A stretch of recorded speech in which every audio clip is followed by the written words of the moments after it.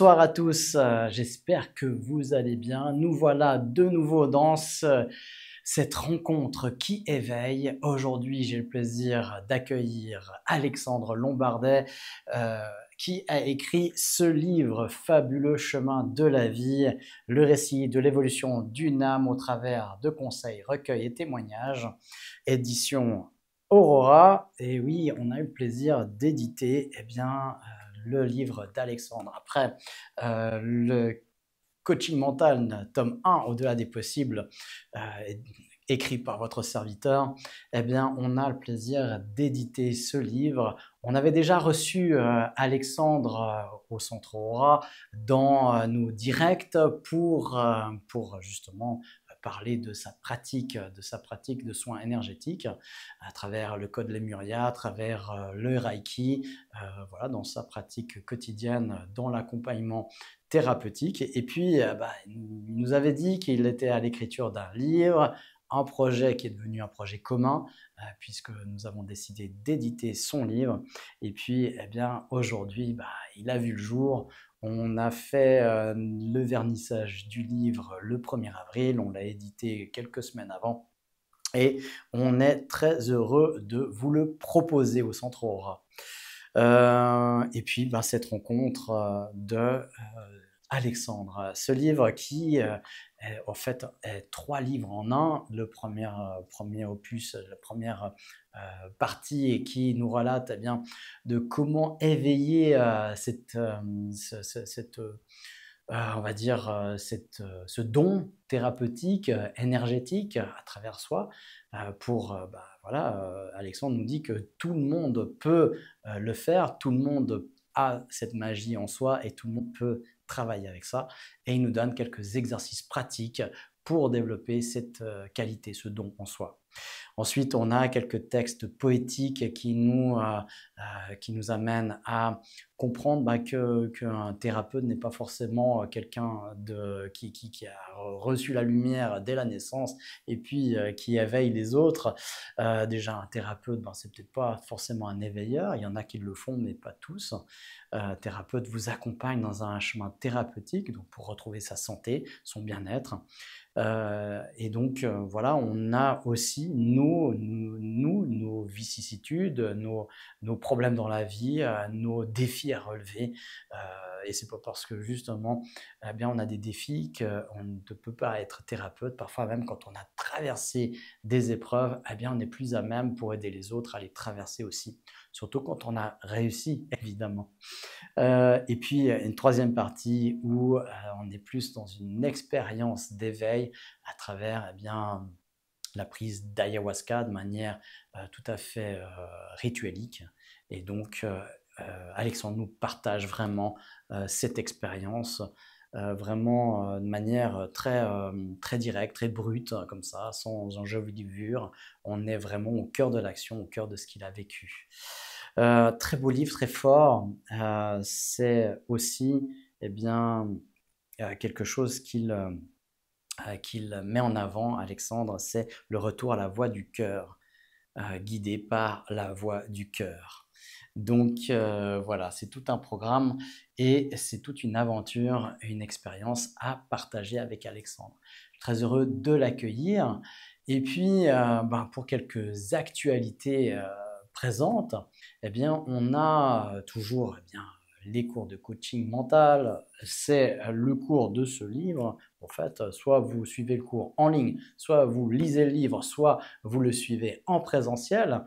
C'est vraiment un plaisir de vous transmettre ces informations. C'est tout ce qu'on aurait dû avoir appris à l'âge de 7 ans à l'école et qu'on a malheureusement pas appris. On a perdu du temps à apprendre plein de choses qui nous servent à rien par la suite, mais l'essentiel, on l'a jamais appris. Gérer des émotions, communiquer avec soi-même, avec les autres, transformer des traumas, apprendre à travailler avec les émotions des autres, ne pas en avoir peur, à mieux dormir, à mieux se conditionner, à créer sa vie de rêve ou de bonheur. C'est là-dedans.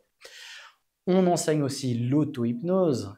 Ça, c'est un cours complètement différent qui vous apprend à utiliser l'outil de l'hypnose sur vous-même, par vous-même, sans éléments extérieurs à soi. C'est d'ailleurs le seul outil thérapeutique que je connaisse qui ne présuppose aucun élément extérieur à soi.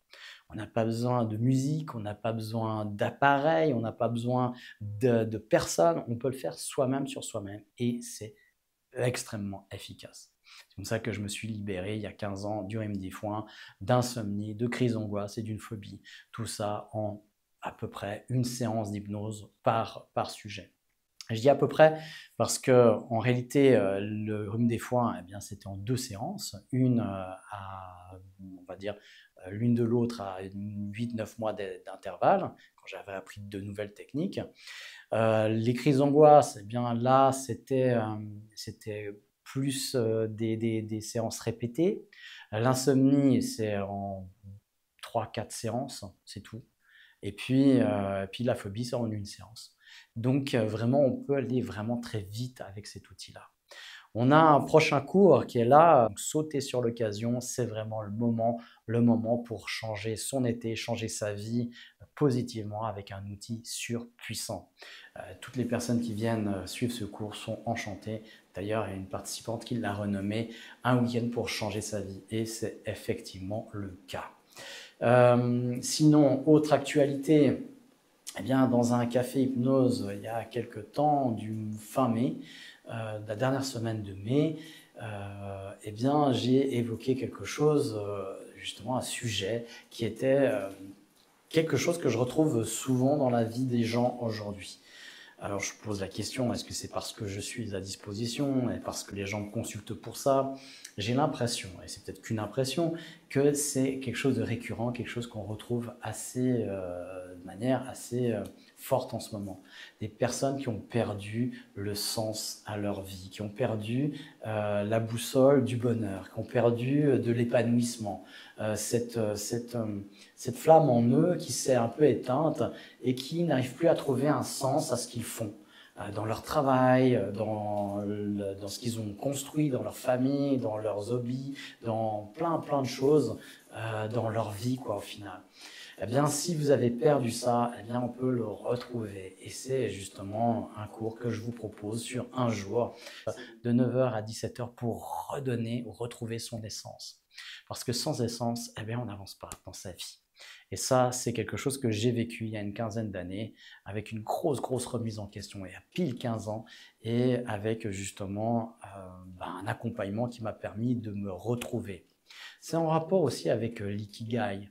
On pourrait retrouver ça dans le cours aussi, de manière un petit peu plus légère, mais c'est de trouver vraiment son aspiration, où on est bon, où ça sert à quelque chose, où on peut en vivre et où on est épanoui. Et donc voilà, c'est vraiment quelque chose qui est souhaitable à tout le monde. C'est peut-être quelque chose que vous recherchez. Et si vous recherchez ça, eh bien, on est à votre service. Vous pouvez trouver aussi ce cours en ligne. Alors, c'est une version beaucoup plus courte là, en l'occurrence. C'est une version très allégée, mais qui vous donne des outils pratico-pratiques pour y arriver. C'est trouver son essence dans les formations courtes sur le Centre Aura, sur la plateforme de formation en ligne. Voilà, et puis on a lancé cette année la formation professionnelle pour devenir thérapeute. Si c'est un appel pour vous, eh bien, formez-vous sérieusement. Je trouve hallucinant que voilà, pour la kinésiologie, c'est 2 ou 3 ans avec un brevet fédéral. Pour faire bien la réflexologie, c'est 500 heures. Pour faire tous les autres thérapies, c'est 2 à 3 ans. Pour faire shiatsu, eh bien, c'est 3 ans d'études. Pour faire médecine naturopathe, c'est 3 à 5 ans. Eh ben non, l'hypnose, on va pouvoir faire s'installer en 2 week-ends, 2-3 week-ends. Eh bien, si vous êtes patient, n'allez pas, voilà, et il y a un gros problème là-dessus. Faites attention à vers qui vous adressez. Voilà, je dis pas venir vers moi, bien sûr que c'est pas le message. Certains entendent ça, mais c'est pas ça. Non, c'est que les choses aujourd'hui dans l'hypnose sont faites de manière euh, honteuse et révoltante. Aujourd'hui, c'est comme si l'hypnose était déjà moins importante ou était moins efficace ou il y a moins à apprendre que kinésiologue. Pas du tout. au contraire peut-être même. Et on a la vie des gens, la responsabilité de la vie des gens dans nos mains et on n'ouvre pas un cabinet, quelle que soit la thérapie qu'on va y pratiquer en 2 ou 3 week-ends ou en 6 mois d'études. Ça ne devrait jamais exister. Et pourtant, et pourtant. Donc voilà, si vous êtes intéressé, vous avez la flamme, vous avez envie, bah, faites les choses sérieusement. Oui, ça demande un investissement. Évidemment, les personnes qui font 3 ans de massage pour pouvoir ouvrir un cabinet de massage, eh bien, elles ne le font pas au rabais, elles se sont investies là-dedans. Elles n'ont pas fait 2 week-ends de formation. Et c'est aussi peut-être ça qui fait du tort. Alors, c'est certainement ça qui fait du tort à l'hypnose, mais c'est aussi pour ça, certainement, que l'hypnose est très mal remboursée auprès des assurances. Eh oui, parce qu'il y a un défaut là-dedans qui est incommensurable. Alors au Centre Aura, eh bien justement, on a ouvert cette école pour ça, parce qu'il y avait une demande là-dessus, c'est de faire les choses sérieusement. On a 2 ans d'études minimum et puis 500 heures minimum aussi pour pouvoir vraiment valider une expertise en hypnose. Pour pouvoir ouvrir un cabinet, on sera dans les 250 heures, quelque chose comme ça. Ça dépend de la spécialisation qu'on aura prise. Je vais faire un direct, une vidéo qui expliquera vraiment ce cursus-là. Donc soyez à l'écoute, activez les notifications de notre chaîne YouTube pour être informé et vous aurez l'occasion de nous découvrir le sérieux avec lequel on forme les futurs praticiens en hypnose. Voilà pour l'actu. Est-ce que j'ai encore quelque chose à vous dire? Non, je crois qu'on est tout bon. Eh bien, restez avec nous parce qu'il y aura toujours des cadeaux avec le Centre Aura qui produit cette vidéo, Open Synapse aussi qui est là aussi derrière et qui vous accompagne toujours au bien-être. Open Synapse, petite avant-première, on est vraiment sur le travail d'une version 3 qui va vraiment révolutionner la thérapie à distance. La thérapie de cette manière-là et voilà, ça va être vraiment une révolution et on va ouvrir le chemin certainement à d'autres qui vont essayer de nous copier plus tard. Mais pour l'instant, ça n'existe nulle part ailleurs, on est vraiment sur quelque chose de nouveau.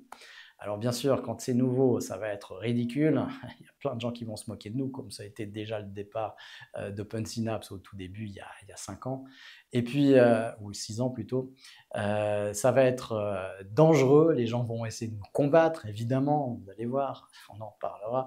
Et puis après, ben, dans 10 ans, ça sera évident. Et oui, ben, c'est toujours comme ça, toutes les grandes innovations passent par ces 3 étapes-là. On est préparé. Ouais, ben on verra. J'espère qu'on va pas trop se ramasser des coups, mais en attendant, on est, voilà, je sais que ça va passer par ces 3 parce qu'on est vraiment dans une révolution aujourd'hui de ce qu'on va proposer. Alors, c'est le temps de faire venir mon invité Alexandre, et on va voir si j'ai toujours cette magie dans mes doigts.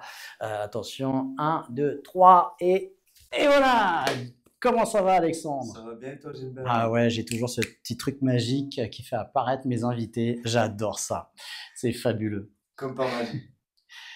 Eh bien, tu es là pour nous parler de ton nouveau livre, ton livre qui est ici, Le fabuleux chemin de la vie, le récit de l'évolution d'une âme au travers de conseils, recueils et témoignages. Exactement.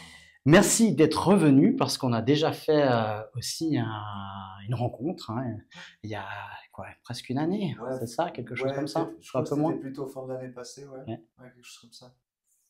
Où tu nous as parlé justement de ta pratique, de ta pratique des soins énergétiques. Mhm.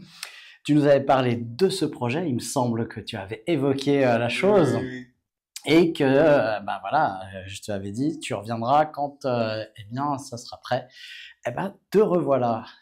Ça Moi fait aussi. vraiment très plaisir de t'avoir parmi nous pour parler de ce petit bijou. La naissance d'un livre, c'est un peu comme la naissance d'un bébé, c'est pas vrai? Alors, Pas à ce point-là. j'ai pas vécu la natalité ou d'avoir porté un enfant, mais voilà, ça a fait plaisir quand c'était dehors, oui. Ouais, cool. Et qu'est-ce que ça t'a fait de le voir, de voir l'objet après tout ce travail? Parce que j'imagine que c'est un gros travail. J'imagine, quelque part, ouais, en tout cas pour moi, ça l'a été. Comment c'était pour toi le fait d'écrire? Eh bien, pour moi, c'était plutôt c'est pas une validation, mais c'est enfin quelque chose qui me trottait dans la tête et qui se matérialise. Mhm. Et je parle beaucoup de cette notion de tout le cheminement entre le projet qui n'est qu'une idée jusqu'à redescendre Ouais. dans le corps et puis émerger par l'utérus, enfin, voilà, jusqu'à sa création et sa manifestation. Et voilà, je trouve que c'est magique d'observer la manifestation d'un projet, de son début Ouais. à la fin. Et comment est venue l'idée de ce projet, l'idée du livre? J'écris depuis que je suis assez jeune, hein, depuis que j'ai 14 ans, quelque chose comme ça. Mhm. Et tout au long de ma vie, j'ai écrit quand j'arrivais plus à m'exprimer correctement, quand la parole était trop lourde, quand j'avais besoin de me libérer. Et c'est de là qu'il y a eu plein d'écrits qui se sont mis en place. Et après, il y a eu plein de témoignages que j'ai écrits aussi.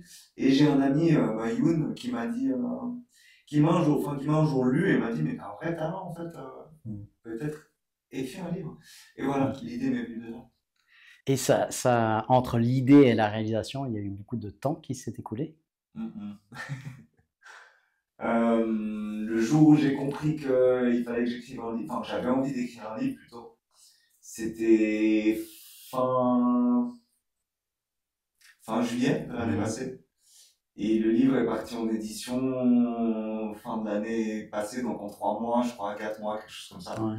Le livre, il était déjà bouclé en fait, mais parce qu'il y avait beaucoup de textes Il y qui avait existaient. déjà le matériau et donc il fallait juste après les mettre, les rassembler. Exactement. Qu'est-ce que en fait, pourquoi le livre? Pourquoi faire un livre? Et quel message tu as voulu transmettre à travers ce livre? Ouais. Le livre, c'est un prolongement des soins énergétiques que je fais. C'est un prolongement de ce que je dis déjà euh, aux personnes qui viennent chez moi pour aller vers leur mieux-être. Mhm. Euh, et c'est surtout une espèce de balise pour signifier à tout le monde que c'est possible de s'ouvrir à une Mhm. sensibilité énergétique, d'ouvrir ses sens, ses sens extrasensoriels, Ok. et que c'est pas le fait d'être un élu ou d'avoir un don ou des choses comme ça. Ouais. Pour moi, c'est quelque chose qui se travaille. C'est quelque chose en lequel il faut faire confiance. Et ce livre est là pour témoigner d'un parcours, simplement d'un parcours d'évolution, de révolution, de destruction de certains dogmes et de construction de nouvelles fondations pour une nouvelle vie. Mhm. Quand tu m'as proposé le projet et bah voilà, qu'on a étudié pour pouvoir éventuellement l'éditer aux éditions Aurora, Mhm.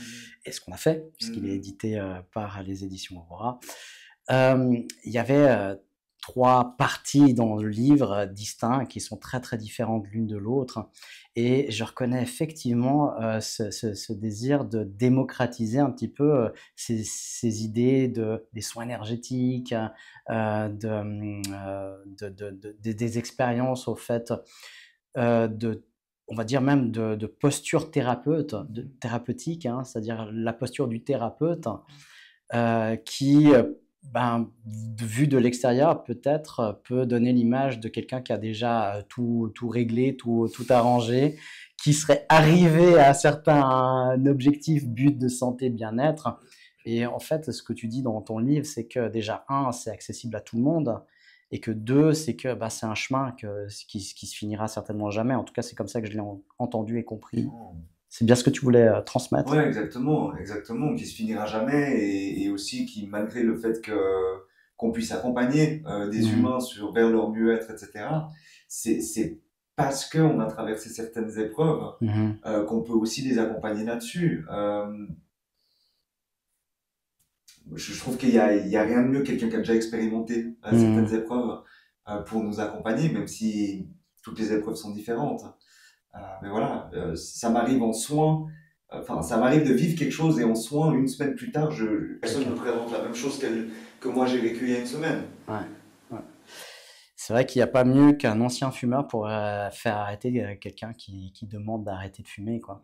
pour l'aider en tout cas à l'accompagner, parce qu'il Mhm. sait un peu tous les Ouais, enjeux, il comprend la difficulté. ouais, Ouais. ouais. Ah, je parlais pas pour toi, hein. C'est un sujet où je le taquine régulièrement, Alexandre, sur le vapotage. Voilà. Bien, et qu'est-ce qui t'anime, toi, dans la vie? Qu'est-ce qui, qu'est-ce qui te... Ce qui me fait vibrer, c'est la voix du cœur. C'est d'accompagner l'humain vers la magie de la vie qui est disponible partout et Mhm. pas seulement, enfin, cette magie, elle est là partout. Et quand on arrive à regarder le monde avec son cœur et moins l'analyser avec sa tête, eh bien, on arrive à y voir des petits bonheurs partout. C'est Mhm. ça qui m'anime. Après, les amitiés, les moments en famille, euh, la nature, c'est toutes des choses qui m'animent. La Mhm. musique, le son, la vibration. Ok. Voilà. Quand tu vas, il y a des moments, j'imagine, où tu vas au top, où tu as peut-être des coups de down, ça t'arrive quand même un peu. Oui. Ouais. Qu'est-ce que tu fais, toi, si tu pouvais donner, je sais pas, un petit peu ton secret ou ta formule, ce que tu utilises, toi, quand tu es un petit peu down, qu'est-ce que tu fais? Bah, la première chose que je fais, c'est j'essaie de trouver un coin de terre Mm. pour enlever mes chaussures et mes chaussettes et planter mes pieds dans la terre déjà. Ok. Euh, et pour moi, le meilleur endroit sur terre qui existe, c'est là où il y a de l'eau qui coule. Euh, Parce que je trouve qu'observer l'eau qui coule nous donne une belle leçon de vie. Une rivière qui coule, on peut regarder l'eau. Malgré les obstacles qu'elle rencontre, elle va toujours trouver un Mhm. moyen d'avancer. Même si elle ralentit, elle s'arrête jamais. Mhm. Et je trouve que justement de regarder circuler l'eau en prenant conscience que aussi à l'intérieur de nous, ça circule, enfin, ça aide à revenir à soi et au calme. Ok. Et au-delà de juste l'expérience de poser les pieds dans la terre ou dans l'herbe, est-ce que est-ce que tu as une théorie par rapport à l'énergie, par rapport à ça? Tu es sensible à ça? J'ai pas une théorie, j'ai un vécu. D'accord. Euh, L'énergie, je la vois, je la ressens partout autour de Ok. moi, qu'elle soit positive ou qu'elle le soit un peu moins. Je la vois aussi, là je vois que ça brille un peu autour de toi. Enfin, c'est quelque chose qui Ok. fait partie de mon. C'est pas quelque chose en lequel je crois, je connais le fait, enfin, je connais son existence Hmm. et je la vis en fait. Ok. C'est quelque chose que tu as toujours eu depuis ton enfance ou bien c'est quelque chose qui s'est développé? Ben, je crois que oui, mais encore une fois, Hmm. c'est quelque chose qu'on a tous. Et j'ai amené des gens qui pensaient ne rien ressentir en forêt pour aller conscientiser l'énergie autour d'un arbre, l'énergie autour d'une plante, etc. Et se rendre compte qu'elles arrivaient tout aussi bien à ressentir et même à voir les auras Mhm. comme moi. Après, oui, j'ai toujours ressenti les autres. On est toujours venu vers moi quand il y avait des soucis, quand il y avait des problèmes, Mhm. quand il y avait des choses à régler. Mais je l'ai beaucoup travaillé aussi. Mhm. Mais c'est surtout là, en fait, c'est la confiance que j'ai travaillé. Mhm. Cette confiance a mené mon mental à s'éteindre pour donner la priorité à mon cœur. Et c'est lui mon radar, c'est lui qui voit. Au-delà de mes yeux ou d'un Mhm. troisième œil ou autre chose.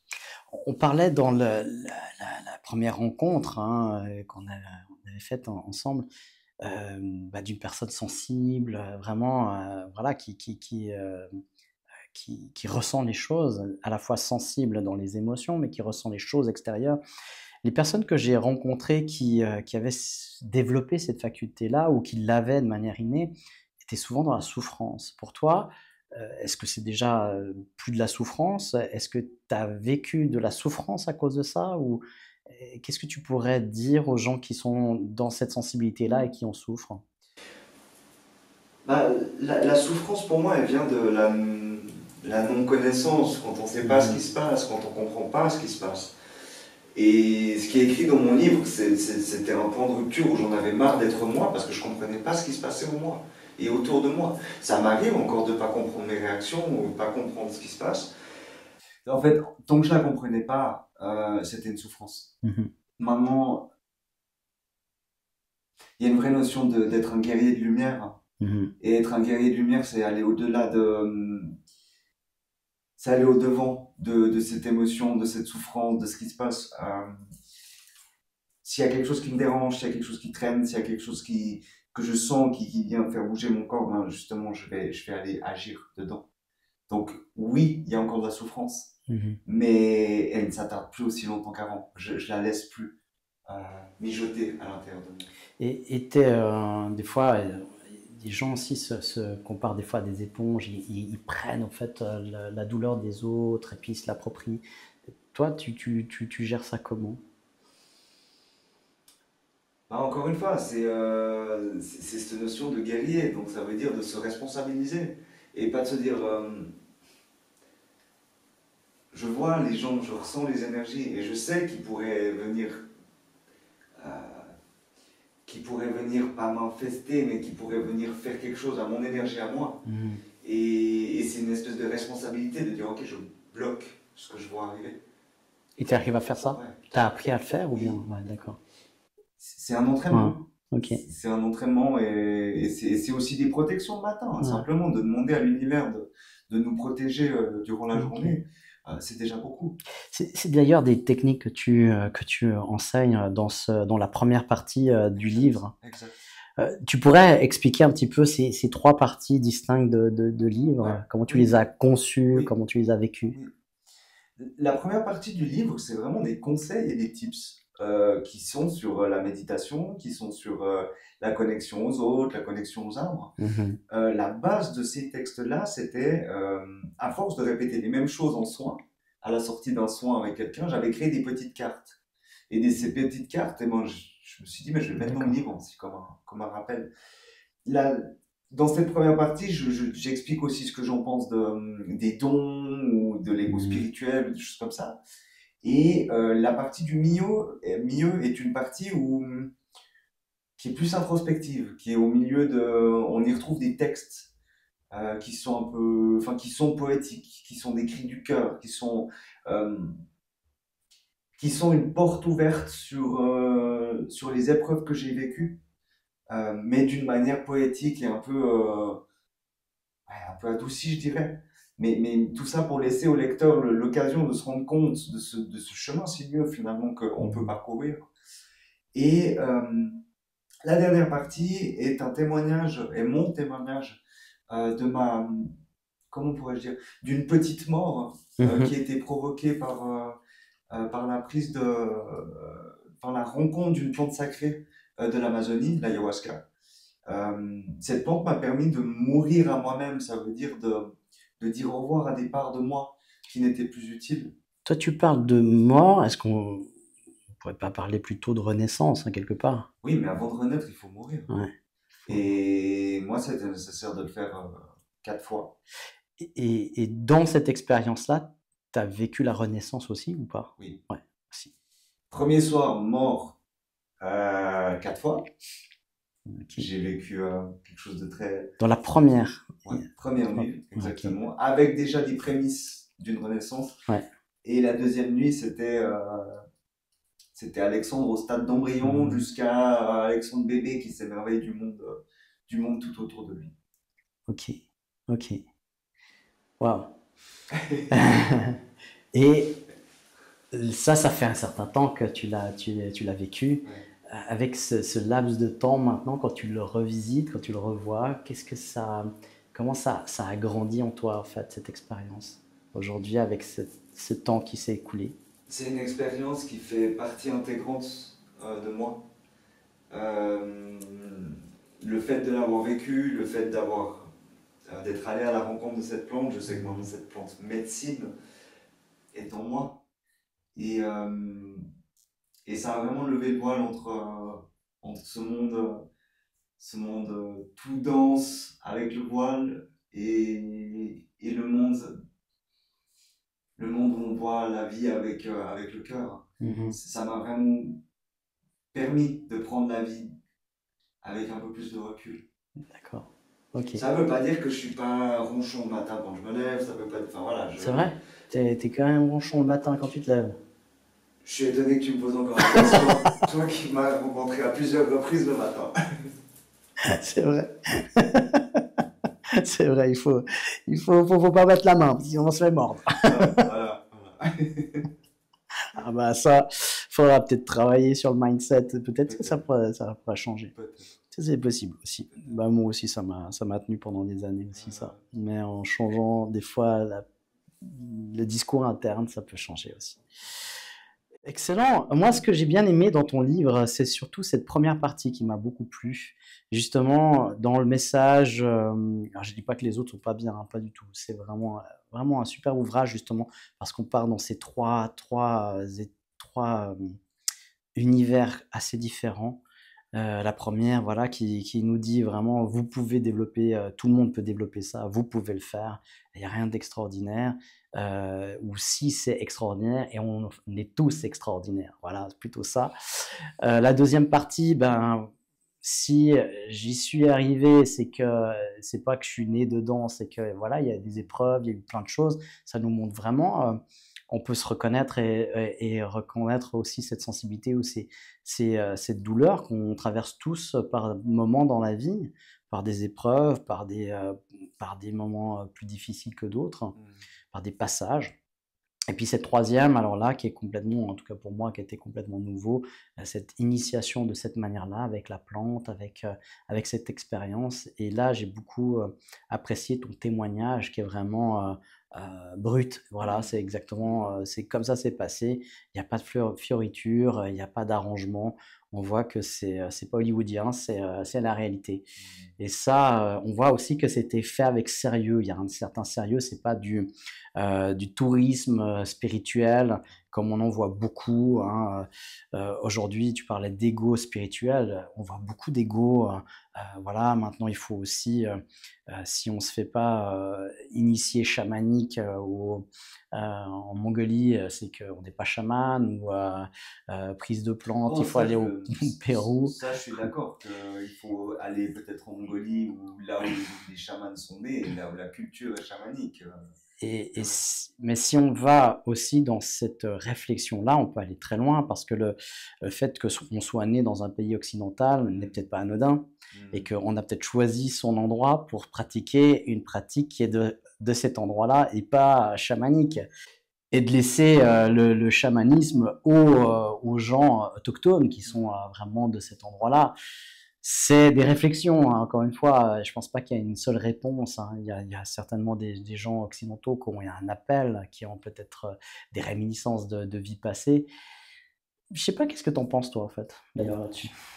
Tu parles des réminiscences ou tu parles de... Un peu de tout ça, parce qu'il y a des réminiscences aussi, et est-ce que justement, on doit être là aussi, les questions peuvent aller très loin aussi, les réminiscences de vie passée. Est-ce que je dois me conformer à ce que les appels que j'ai eus dans des vies passées, soit dans les douleurs, soit dans le transgénérationnel. Alors ça, c'est encore autre chose parce que c'est physique, mais dans mes expériences passées, si j'étais chaman, est-ce que ça veut dire que je dois être chaman dans cette vie-là?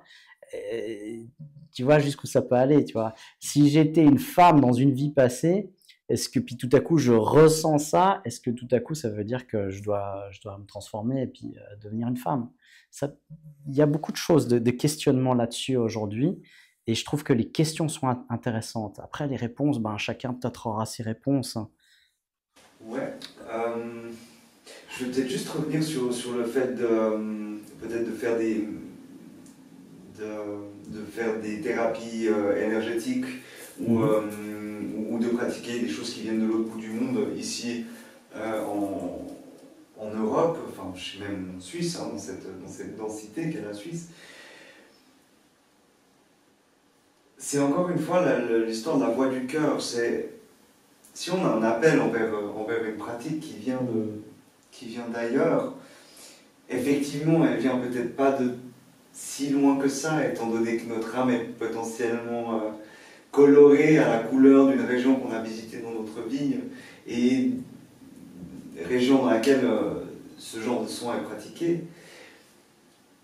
Pour moi, c'est d'abord se retourner au cœur pour faire sauter le mental. Ensuite, se faire assez confiance. Bah justement, c'est pas parce que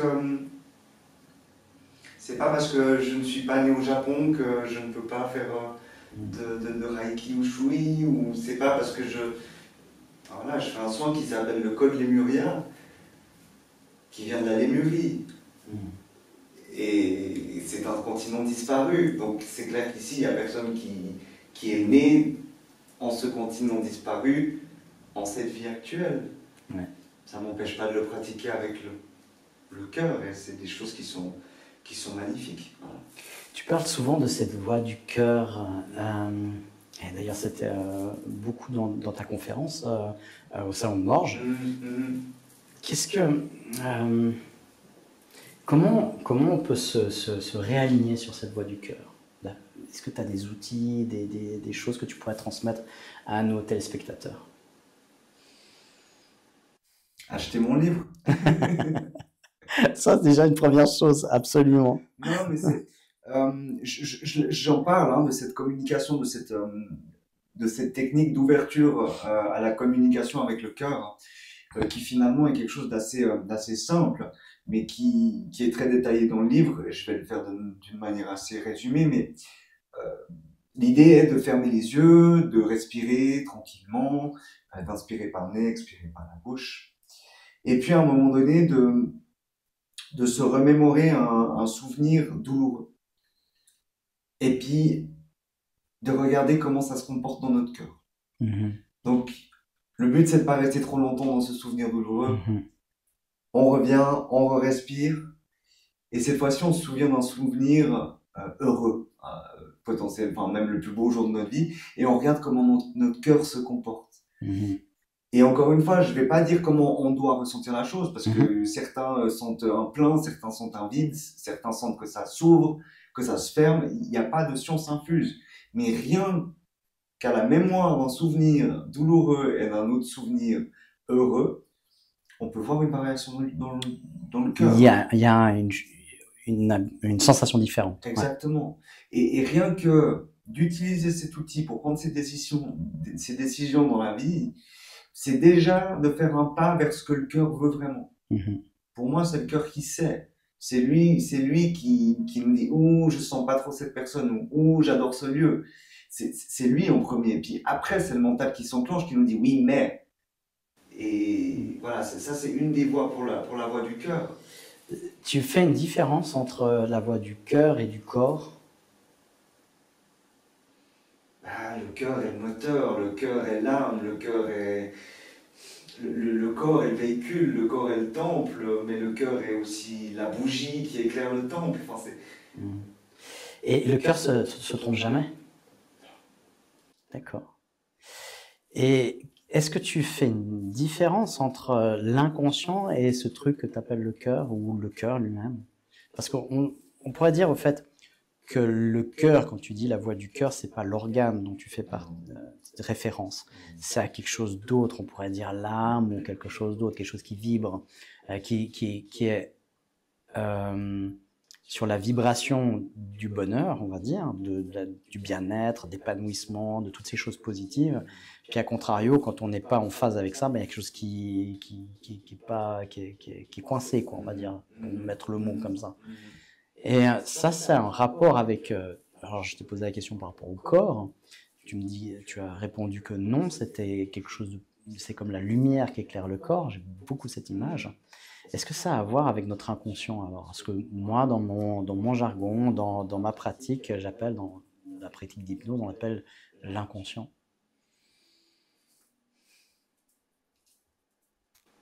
Quand tu dis conscient de faire quelque chose, c'est être en pleine conscience. Enfin, pour moi, c'est être en pleine conscience et faire quelque chose avec le cœur. En être inconscient, ça veut aussi dire que finalement, on a lâché prise sur ce qui est en train de se passer. Et le cœur, c'est cette voie du milieu entre le être conscient et être inconscient. Et j'irais même plus loin, pour moi, le cœur est le supraconscient. C'est ce qui est, ce qui sait mieux que n'importe quoi. Mais encore une fois, comme on en a discuté plusieurs fois, pour moi, le terme inconscient, conscient, tu vois, toi, tu explores beaucoup avec ton domaine. Et puis moi, je suis sur quelque chose d'un peu plus... c'est pas un peu plus, je compare rien du tout. Mais pour moi, le cœur, j'analyse même pas si c'est conscient ou inconscient. Ok, ouais. Ouais, dans notre jargon, on a ces notions-là et on essaie de les cartographier Mhm, pour en avoir une idée assez précise, pour pouvoir, pas pour trouver une vérité, mais pour pouvoir utiliser, mhm, pouvoir reproduire. mhm. Et c'est vraiment ça moi, qui m'anime et qui m'intéresse. C'est vraiment quand j'arrive à appliquer une théorie et puis à avoir toujours le même résultat, bah, c'est qu'il y a quelque chose qui fonctionne. Quand j'arrive à le faire sur différentes personnes, bah, c'est encore mieux. Puis quand j'arrive à l'apprendre à quelqu'un qui le fait sur d'autres personnes et qui a les mêmes résultats, c'est qu'on tient quelque chose qui fonctionne, quoi, qui est là et on a quelque chose de tangible. Même Là si on ne peut pas où, encore l'expliquer scientifiquement. là où je peux te rejoindre, c'est que la voie du cœur, finalement, il y a plusieurs moyens d'y arriver. Il y a Mhm. plusieurs chemins pour y arriver, mais la voie du cœur, elle est unique. Oui, Donc ouais, si toi, ouais, tu apprends à des gens à comment fonctionner ouais. un chemin vers l'amour inconditionnel, Mm. euh, ben, C'est ça, on se la rejoint. voie du cœur, c'est l'amour inconditionnel, au final. L'amour inconditionnel, pour moi, c'est un espèce de, c'est une pierre philosophale, c'est le Graal, Hmm, c'est ce qui est à atteindre. ouais. Euh, Maintenant, si on atteint l'amour inconditionnel, ça veut dire qu'on revient tous à l'unité et que finalement, on n'a plus besoin d'être dans des corps différents, Mhm, mais on peut être une entité unique. mhm. Dans notre cartographie en hypnose, on a l'inconscient avec lequel on travaille et on a le conscient, c'est voilà, celui qui va donner les ordres, celui qui décide en quelque sorte, même si depuis Benjamin Libet, 1982, sauf erreur, on a vu que même le conscient ne décidait pas. Il y avait un potentiel qui peut être avorté ou pas, mais qui est vraiment de l'ordre de l'inconscient. Donc, d'une demi-seconde, même quand on pense avoir décidé de prendre le verre, notre inconscient sait déjà qu'on va prendre le verre avant même le conscient, avant même qu'on ait décidé. Ok. Ça, c'est les trucs qui nous mettent le cerveau à l'envers. Comment expliquer ça? Après, ça veut dire qu'est-ce qu'on a un libre arbitre, du coup, si c'est mon inconscient qui gère, c'est-à-dire quelque chose d'autre qui décide à ma place, puisque le conscient, c'est moi. Alors là, il y a un troisième parc qu'on pourrait appeler justement, certains appellent ça la conscience, d'autres le supraconscient. Et ce qu'on peut aussi distinguer entre ces parties-là, c'est que le conscient, quand on prend une décision, on peut se tromper. C'est que l'inconscient, lui, quand il a un choix qui peut nous faire vibrer, hein, soit par des émotions, hein, la peur, la joie, la tristesse ou la colère, dans les 4 émotions de base en neurosciences, ben, l'inconscient peut se tromper. À chaque fois. Pour une peur, il y a 8 peurs seulement sur 100 qui sont fondées. Pour la colère, c'est l'injustice, injustice en fonction de mon point de vue. Et puis, la tristesse, bah, peut-être que je peux, changer quelque chose. Alors pas si quelqu'un est décédé puis que je dois faire le deuil, mais peut-être que je peux changer encore des choses pour pouvoir retrouver la joie. Donc dans toutes les émotions qui nous traversent, on voit que l'inconscient n'a pas raison. D'ailleurs, on peut prendre un exemple, tout bête, c'est le phobique. La personne qui est phobique d'une araignée, eh bien, il fait pas exprès d'avoir peur. Parce qu'au moment où il dit bon, j'en ai marre, Mhm, s'il faisait exprès, il dit bah, j'en ai marre, j'arrête, et puis ça s'arrête. mhm, Sauf qu'il peut pas l'arrêter. Donc c'est pas du conscient, il le fait pas exprès, donc il n'a pas choisi. Et puis en même temps, ça se passe dans son corps. En même temps, est-ce qu'il a raison d'avoir peur d'une petite araignée comme ça? Bah non, elle est inoffensive, il n'a pas raison. Donc son inconscient le prévient d'un danger, comme si l'araignée allait le bouffer, qu'elle était grosse comme ça, mais pour rien, parce que mhm. c'est pas nécessaire. Donc on voit que l'inconscient n'a pas raison, qui va agir pour nous transmettre des messages à travers nos émotions et qui peut se tromper. Du coup, cette voix du cœur, ce que j'entends, hein, et tu me corriges si c'est pas le cas, elle est au-delà des émotions, elle est au-delà de tout ça, elle est vraiment dans une espèce de paix intérieure. Et c'est là où des fois je mets la différence entre l'instinct et l'intuition. Souvent on les confond les deux, hein, toute personne parle de l'instinct et de l'intuition indifféremment, alors que pas du tout, c'est une grosse différence. L'instinct est relié au cerveau reptilien qui nous propose trois réactions possibles face à un danger: la fuite, l'attaque et l'inhibition. En fait, il y en a plus. Il y en a 6 au total, mais on va rester sur ces 3 seulement, et voilà, qui est enclenché par une émotion, la peur. Et toutes les autres parties de cerveau peuvent être déconnectées par. Et là, la peur, on a vu encore une fois, 8 peurs sur 100 seulement sont fondées. C'est-à-dire que 92 peurs sur 100 sont du bullshit. C'est une erreur. Et c'est pour nous prévenir, parce que sinon, si on n'avait pas ce haut degré de prévention, ben, nos ancêtres seraient fait bouffer, on ne serait pas là. Donc, par contre, l'intuition, elle, c'est du non local. Elle n'est pas dans notre cerveau. On pourrait dire c'est dans le cœur ou c'est ailleurs, dans notre âme. Et elle a toujours raison. C'est un truc. Et comment les définir, les séparer l'une de l'autre? C'est qu'il y en a une qui a pas d'émotion et l'autre qui est rattachée à nos émotions. Donc, quand on a un signal qui est au-delà des émotions, bah, c'est que c'est notre intuition.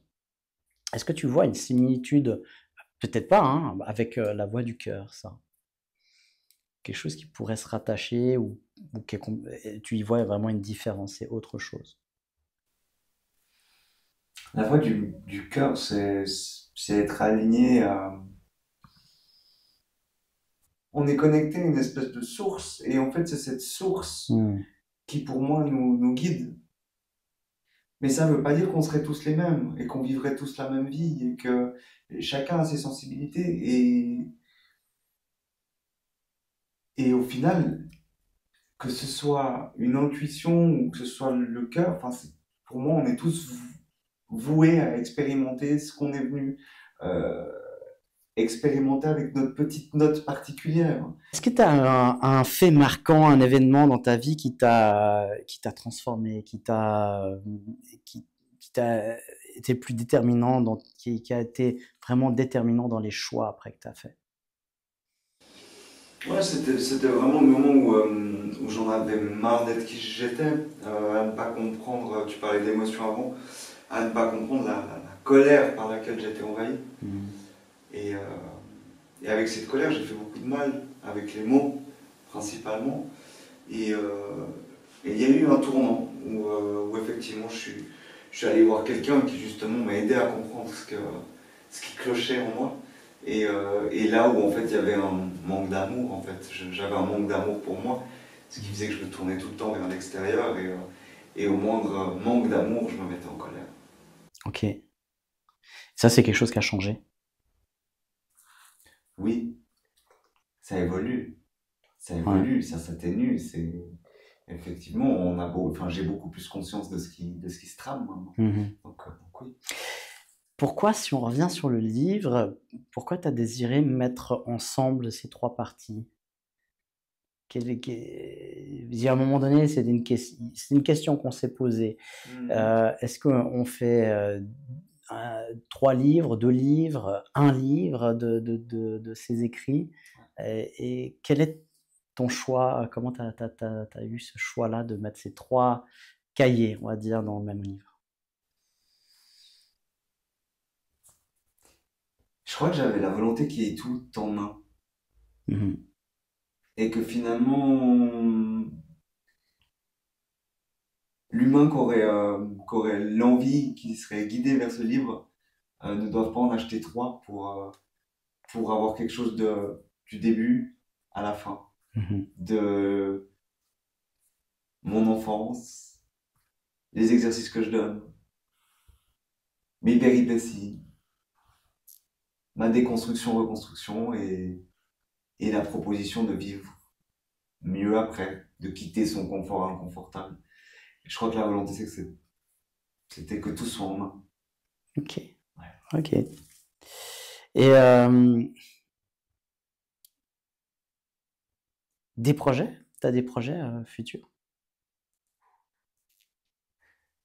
D'écriture, par exemple? Autre chose? Ouais, je peux pas trop en parler. D'accord. C'est secret, encore. Il y a quelque chose, il y a des écrits qui sont déjà là. En fait, les projets, c'est de continuer de cheminer sur cette voie du cœur. Mm. C'est de continuer les soins, c'est de continuer les conférences, les interviews, les vidéos, enfin, à voir comment ça se présente. Mais c'est de continuer surtout à répondre à l'appel de ce truc un peu plus grand en lequel je crois. Mm. Donc voilà, mon projet, c'est de me rendre disponible à la vie et voir ce qu'elle me demande de faire. Ok. Et qu'est-ce qui compte le plus pour toi aujourd'hui, c'est ça? C'est où il y a d'autres choses encore? Ce qui compte pour moi, c'est Vraiment l'essentiel maintenant. l'essentiel, c'est l'amour. Mais quand je parle de l'amour, je parle Merci. pas que de l'amour homme-femme, homme-femme, femme, enfin peu importe, Ouais. pas du concubinage ou du couple, mais de l'amour de nos amis, de l'amour de nos familles, mais au-delà de ça, l'amour du monde végétal, du monde animal, du monde même minéral. Alors là, Mm. qu'on arrête de penser que c'est avec ça qu'on va résoudre une équation qui a été créée pour ça. Mhm. Mm. Magnifique. Qu'est-ce que, pour nos téléspectateurs, on est souvent sur le mindset, d'ailleurs la formule maintenant, on a renommé cette formule plutôt que les lives, avant c'était en direct, c'est les rencontres qui éveillent et, et dans cette idée-là, eh bien, c'est d'aller dans un plus grand soi. On entend souvent son soi idéal ou la meilleure version de soi, meilleure version de soi-même et d'être dans sa réussite. C'est quoi la réussite pour toi? C'est de réussir à avoir ça malgré les épreuves dans la vie. C'est pas l'argent, c'est ce qu'on fait peut-être du peu qu'on a. Et la réussite, elle est propre à chacun. Si pour quelqu'un avoir pu s'acheter une belle voiture ou une belle montre, c'est une réussite, ben, tant mieux pour lui, mais il y a une réussite du cœur qui fait que, en fait, on arrive à réussir à sourire à tout ce qui se présente à nous. Ok, c'est ça la réussite pour toi. Ouais. Cool. Et est-ce qu'il y a des gens dans ton entourage, dans le monde, qui t'inspirent, sur lesquels voilà, qui sont des modèles pour toi? Modèle, j'ai arrêté de placer des gens comme des modèles pour moi. Mhm. Euh, il y a forcément ma maman, il y a forcément mon frère. C'est pas un modèle, mais mon frère est parti à 30 ans. Il a tout quitté pour ouvrir un restaurant et un hôtel à Bali. Mhm.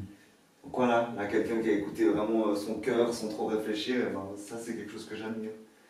Euh, J'admire ma chérie évidemment, enfin pas évidemment, mais qui est quelqu'un avec une grande sagesse et qui ne se rend parfois pas compte de toutes les perles les perles d'informations et les bulles de magie qu'elle distribue autour d'elle. Et puis voilà, il y a eu. Enfin, évidemment, il y a Marcos Guerrero avec qui je suis allé sur l'île de Pâques. Enfin, Marcos et Sylvain. Marcos est le fondateur du Code Lémurien. Mhm. Code Lémurien. Sylvain est son bras droit. Et, enfin, c'est avec eux qu'on allait sur l'île de Pâques. Mhm. Mais j'admire plein de monde en fait. C'est peut-être un sujet d'un prochain livre, l'île de Pâques. On a peut-être découvert le secret. Je suis au courant de rien, hein, c'est vraiment voilà. Donc je balance pas si je suis pas au courant, si je suis au courant. Mais là ouais. D'accord. Ça a été un très beau voyage, l'île de Ouais. Pâques, ouais. Transformatrice aussi. Avec Marcos aussi, c'était une belle rencontre. Tu l'avais déjà rencontré avant ou pas? Oui, oui, Ouais, oui. donc tu connaissais déjà. Oui, oui, ça fait 4 ans, 5 ans j'ai rencontré le code lémurien au travers de soins. J'ai maintenant, j'y suis formé. Et, et oui, enfin, c'est quelqu'un que je rencontre une à deux fois par année. Mais, Mhm. voilà. Et puis, je le rencontre dans d'autres sphères aussi. Mhm. Et tu aurais une lecture à recommander qui a été déterminante pour toi? Je sais pas. Voilà. Oh, waouh! Oui, j'en ai, mais Certainement, ouais, mais si t'en je as en dirais, tête là. je dirais que pour ouvrir une voie, c'est très populaire, mais c'est l'alchimiste de Paulo Coelho. Il y a le Ouais. guerrier du Pacifique aussi, qui est quelque chose de vraiment élévateur. Il y a la prophétie des Andes. Le guerrier pacifique Oui, de je sais plus de Dan, qui. Dan Millman. Wow. Exactement. Ah ouais, alors je le recommande Ouais. aussi. Fabuleux, Ouais, c'est ouais. une histoire, mais un voyage. C'est un voyage, vraiment. Ouais.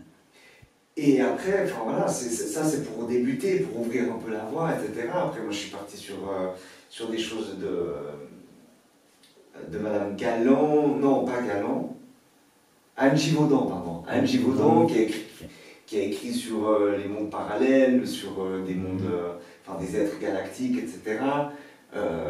Anne, comment il s'appelle? Daniel Meroy aussi, qui est allé à la rencontre de Mémoire du Temps, qui ont été... Et on avait au début le couple Meroy-Givaudan qui a écrit sur le voyage astral notamment et les expériences qu'ils avaient fait outre-corps. Ouais.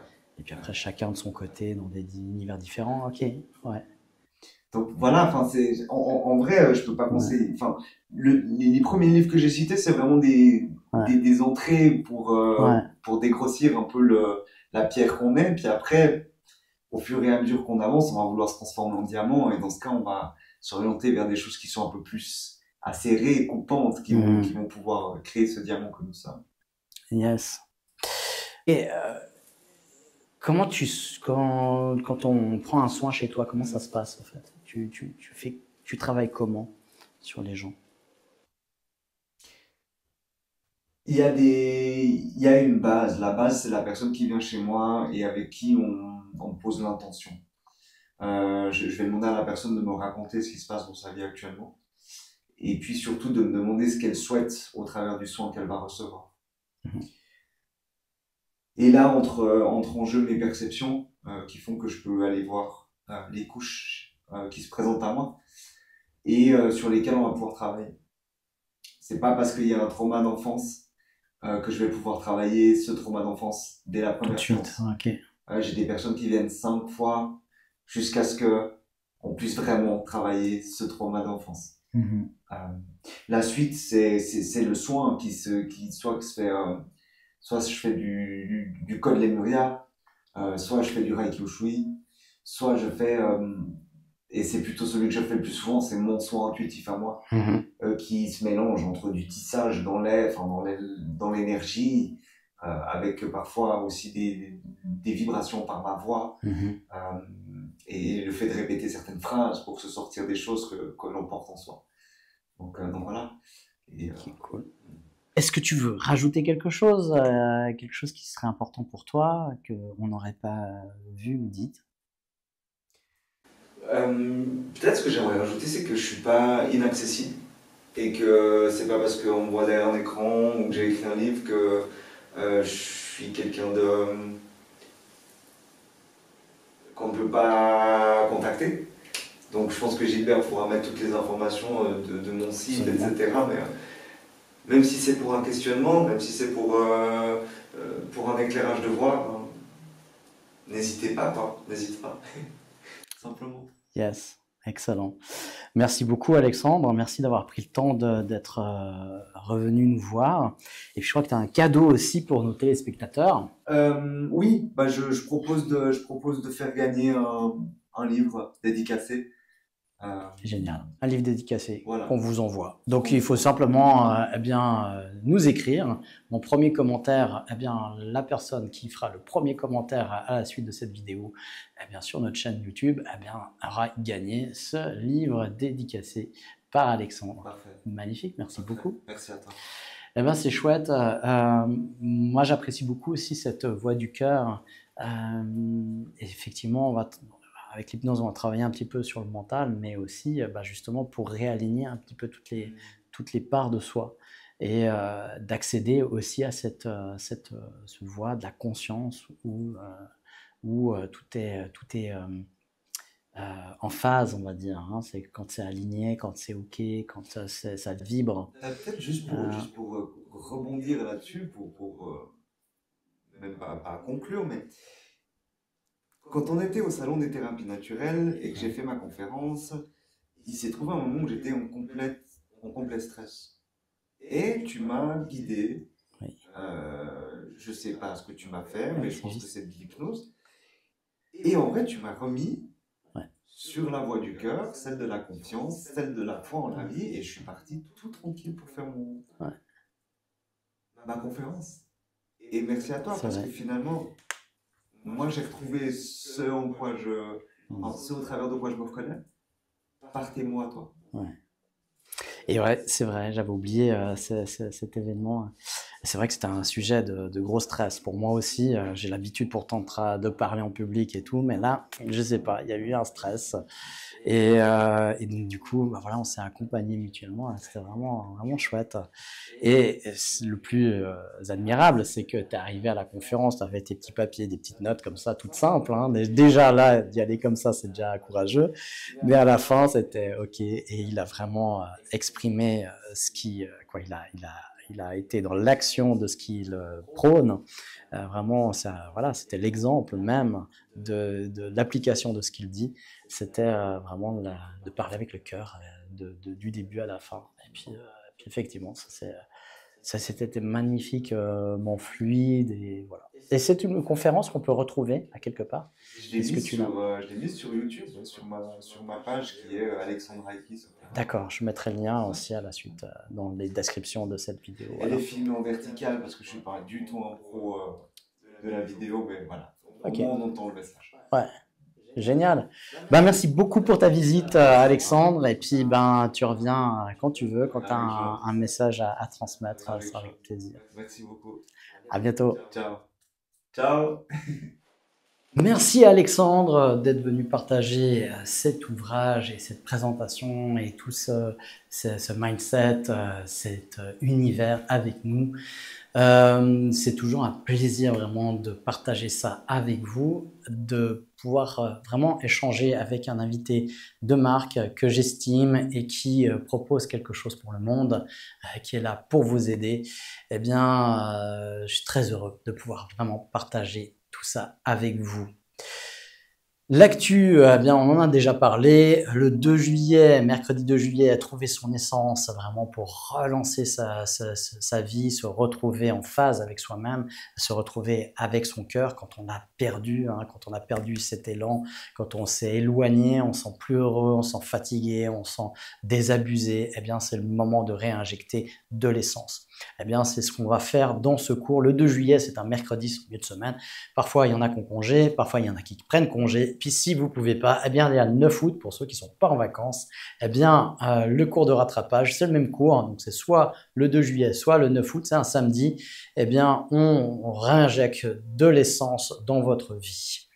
Et puis, le cours d'auto-hypnose, profiter de ce savoir-là, comment s'hypnotiser soi-même, comment qu'est-ce que c'est que l'hypnose, comment générer cet état par soi-même, et puis travailler sous 4 formes de travail en hypnose, les suggestions, la métaphore, l'encodage et le travail direct avec son inconscient.